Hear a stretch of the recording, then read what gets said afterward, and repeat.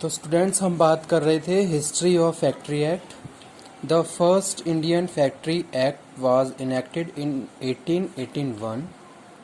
This act mainly focus on the prohibition of employment of children under 7 years of age and their double employment। Okay, तो जो सबसे पहले act आया जो 1881 में आया, उसमें जो मेन प्रोविज़न था वो क्या था कि दिस एक्ट मेनली फोकस किस पे फोकस कर रहा था? Prohibition of employment children. जो चिल्ड्रन 7 ईयर एज के अंडर में हैं उनके एम्प्लॉयमेंट के प्रोहिबिशन में, और उसके साथ साथ उनका डबल एम्प्लॉयमेंट, यानी कि एक सेम डे अगर कोई भी वर्कर है वो डबल काम कर रहा है तो उन सारी एक्टिविटीज़ को रोकने के लिए, प्रिवेंशन के लिए उस एक्ट को बनाया गया। ठीक है। The act was made applicable to factory with more than 100 workers and factory with mechanical power। ठीक है। उसके साथ साथ एक जो स्टैंडर्ड डिसाइड किया वो ये डिसाइड किया गया कि ये एक्ट उन फैक्ट्रीज पे लागू होता है जहां 100 से ज़्यादा लोग काम कर रहे हैं और जहां मैकेनिकल पावर के थ्रू कुछ प्रोडक्शन प्रोसेस चल रहा है। ठीक है। तो इस तरीके से जो जो ऑर्गेनाइजेशन इन प्रोविजंस के अंडर में आई, उन ऑर्गेनाइजेशन में इस एक्ट को फॉलो किया गया और उन सारी एक्टिविटीज़ को प्रिवेंट किया गया जो वर्कर्स के राइट्स के अगेंस्ट हैं। ठीक है। तो उसके बाद फिर हम आते हैं इसके next, the factory act 1948 was subsequently amended. जो फैक्ट्री एक्ट था वो बाद में अमेंड हुआ 1935 में, 1936 में, 1937, 40, 41, 45, 44, 45, 46, 47 एंड फाइनली मेजर अमेंडमेंट जो किया गया वो 1948 में किया गया। ठीक है।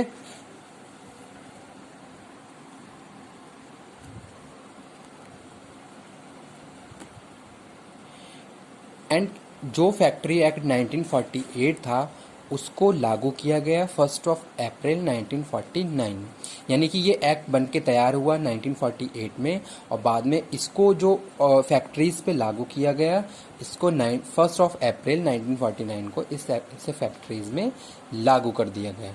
ठीक है। तो ये थी कुछ हिस्ट्री फैक्ट्री एक्ट 1948 के बारे में। यानी कि जैसे जैसे अगर हम बात करें पास्ट ईयर्स की या हम जो हमारा जो हिस्ट्री की बात करें तो उस टाइम कुछ ऐसी प्रैक्टिसेस ज़्यादा होने लगी जिसका इफ़ेक्ट हमारे कंट्री पे पड़ने लगा। इट मीन्स कैसे? जैसे सपोज अगर कुछ भी प्रैक्टिसेस हमारी देश में हो रही हैं, ठीक है, तो कहीं ना कहीं उसका इफेक्ट हमारी इकोनॉमिक हमारे जो देश की जो इकोनॉमी है उस पर पड़ता है जाके। ठीक है। जैसे हम बात करते हैं लिविंग स्टैंडर्ड ऑफ पीपल। अगर किसी एक देश के लोगों का living standard time to time नहीं बढ़ रहा है, यानी कि वो अपने जो मिनिमम लिविंग स्टैंडर्ड को भी मेंटेन नहीं कर पा रहे हैं, इट मीन्स कि वो कंट्री पुअर कंट्री है। ठीक है। लेकिन कोई भी देश ऐसा नहीं चाहता है कि उसके देश के लोग मिनिमम स्टैंडर्ड को भी सेट ना कर पाए। अच्छा, ये सारी प्रैक्टिसेस कैसे हुई? जब वर्कर्स को उनके राइट्स नहीं मिले, उनको वो टाइम पे जो भी उनका तो खाना पीना रोटी कपड़ा मकान भी अफोर्ड नहीं कर पा रहे थे, लेकिन उनको पूरे दिन होल डे उनको काम पे लगाने के बाद भी उनको फेयर वेजेस नहीं दिए जा रहे थे। तो इस तरीके की प्रैक्टिसेस ज़्यादा होने लगी जिसका इफेक्ट हमारी इकोनॉमी पे पड़ने लगा। फिर क्या देखा गया? अगर इस तरीके से चलता रहा तो इस तरीके से हमारे देश बहुत गरीबी के बहुत करीब जा सकता है। तो इसलिए जो हमारी गवर्नमेंट थी, गवर्नमेंट ने टाइम टू टाइम बहुत सारे एक्ट को लागू किया गया, बहुत सारे अमेंडमेंट किए गए अकॉर्डिंग टू सिचुएशन, जो भी प्रैक्टिसेस सामने आई, और उसके बाद फाइनली एक बड़ा एक्ट और उसमें अमेंडमेंट 1948 में किया गया। ठीक है। तो ये सारी चीज़ें इसीलिए की गई जो ताकि जो पहले जो हमारी जो गवर्नमेंट थी या फिर जो भी पहले, अगर हम 1948 से पहले की बात करें तो जो ब्रिटिश गवर्नमेंट शासन चल रहा था उस टाइम पे अगर आपने थोड़ा बहुत हिस्ट्री के बारे में पढ़ा हो तो किस तरीके से जो हमारे देश के लोगों को प्रताड़ित किया जाता था, बहुत ज़्यादा उनको सताया जाता था और उनको उनके राइट्स भी नहीं दिए जाते थे।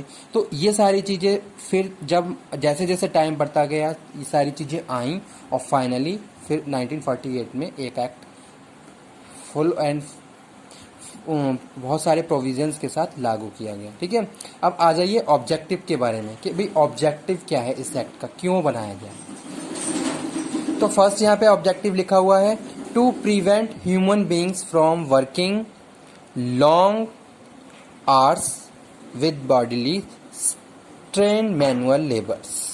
ठीक है, अब पहले क्या होता था, पहले लोगों से बहुत ज़्यादा टाइम तक काम करवाया जाता था, कोई वर्किंग आवर्स उनके सेट नहीं थे।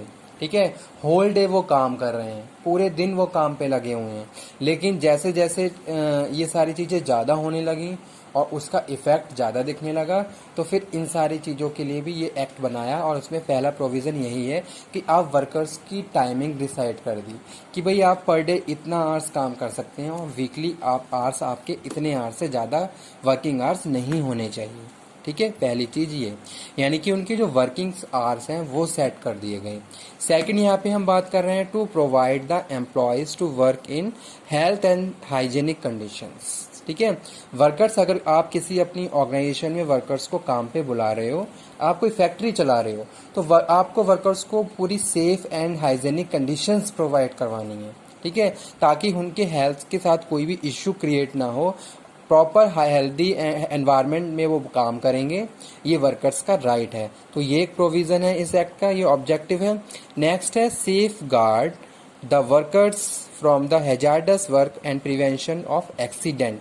जैसे आप कोई हैजार्डस प्रोसेस चल रहा है आपकी फैक्ट्री में, ठीक है, कोई केमिकल पे काम चल रहा है, कोई वर्कर किसी हैवी मशीन्स पे काम कर रहे हैं, ठीक है, तो आप उनको सेफ्टी कंडीशंस प्रोवाइड करवाएंगे और इस तरीके से वो कंडीशन सारी होंगी ताकि उनके साथ कोई भी एक्सीडेंट अकर ना हो और बहुत सेफ्टी के साथ वो अपना काम कंप्लीट करते हैं। यानी कि फुल एंड फाइनल सेफ्टी होनी चाहिए उनके साथ। ऐसा नहीं है कि आप डजंट मैटर के वर्कर्स कैसे काम कर रहे हैं, आपको आउटपुट चाहिए, लेकिन अगर आपको आउटपुट भी चाहिए तो आप उनको प्रॉपर सेफ्टी प्रोवाइड करवाएंगे। ठीक है, तो ये एक ऑब्जेक्टिव था इस एक्ट का। उसके बाद है next ensure annual leave with wages. ठीक है, वर्कर्स को प्रॉपर एनुअल लीव भी दी जाएंगी विद वेजेस, ऐसा नहीं है कि आप रिडक्शन कर रहे हैं। तो वो यहाँ पे हम बात कर रहे हैं protect woman and children in course of employment.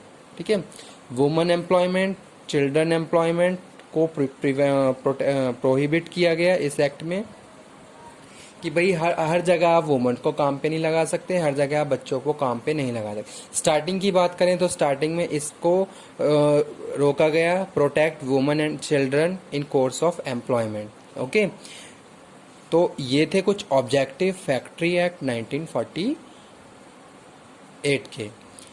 ठीक है, तो ये थोड़ा सा इंट्रोडक्शन आज हमने कंप्लीट किया है फैक्ट्री एक्ट का, हिस्ट्री के बारे में और इसके ऑब्जेक्टिव के बारे में।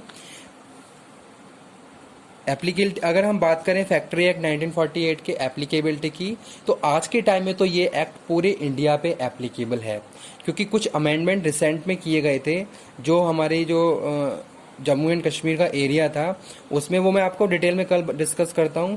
पहले ये कुछ जो ये एक्ट था जम्मू कश्मीर में एप्लीकेबल नहीं था, लेकिन आज के टाइम में ये एक्ट पूरे इंडिया में एप्लीकेबल है। ठीक है, लेकिन कुछ ऐसे एरिया हैं जहां अभी भी, वो मैं आपको कल डिस्कस करता हूं। इस लेक्चर को मैं यहीं पे फिनिश करता हूं। Okay, thank you.